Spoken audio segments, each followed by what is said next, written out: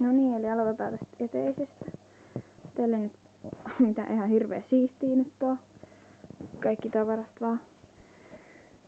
Täällä on meidän teollisuuspesukone, missä me pestään kaikki hevosten loimet ja kaikki. Eli tässä ei mitään ihmeellistä ole. Täältä päästään keittiöön. Keittiö on pieni kaos aamupalan jälkeen. Ihan tämmönen normaali keittiö. Hyvän valoisa.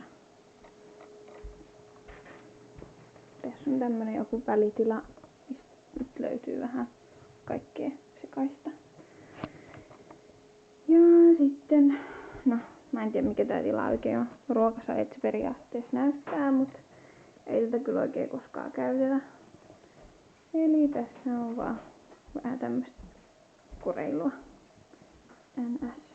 Näitä tauluja meitä löytyy miljoona. Ne on yleensäkin jotain näitä talon tai sitten jotain hevosjuttuja. Ja sitten, no jos muistatte se pari päivää sitten tehdyn hevosleikkikuvan, niin se on tää kertaa miljoona nyt sit parin päivän aikana. Räjähtänyt pikkasen käsiin. Eli tässä on nyt tämmönen yhden olohuoneen tyylinen huone. Ja tostakin pääsisi sitten ulos. Tosta meidän etupihalta ja sieltä näkyy jo kenttä, jos katsoo ton taaksepäin. Täällä on sitten taas tämmönen oikein kunnon koreiluhuone. Tätä me ei oikein käytetä sitten niinku ollenkaan.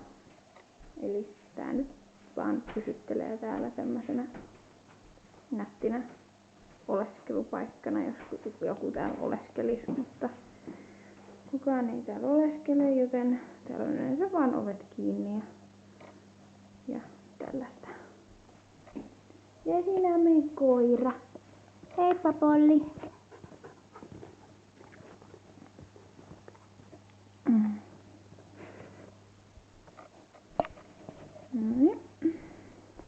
Kukkasia löytyy kans joka puolelta. Mä en tiedä ketä niitä oikein kastelee ja missä, koska. Mut näköjään joku vähän pompita. Tästä me päästiin takaisin. Täällä on meillä vielä yksi vessa. Tämmönen pieni. Ja tuolla on taas toi eteinen. Jäätävän kokoinen. Sieltä löytyy myöskin suihkuja. Ja toinen vessa. Ja sitten mennään portaat ylös. Meillä löytyy taas näitä heppatauluja miljoona.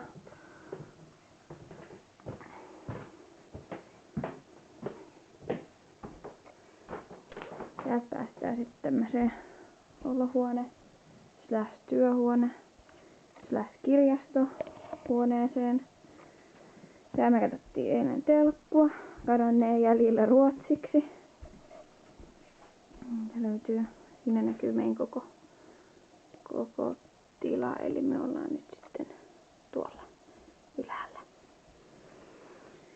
Ja täältä löytyy heppajutskaa, kirjaa, Xboxia, papereita, vähän kaikkea.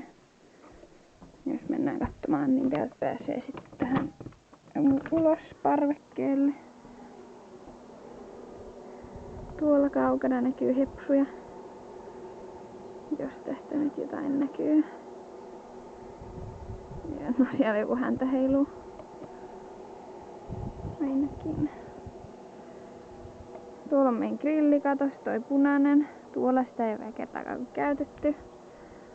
Tästä näkyy meidän kenttä. Se on ihan mukavan kokoinen. Ja talli on sitten tuolla rakennuksessa. Plus siinä on myöskin navetta. Talli on aika pieni, mutta isot karsinat meillä on.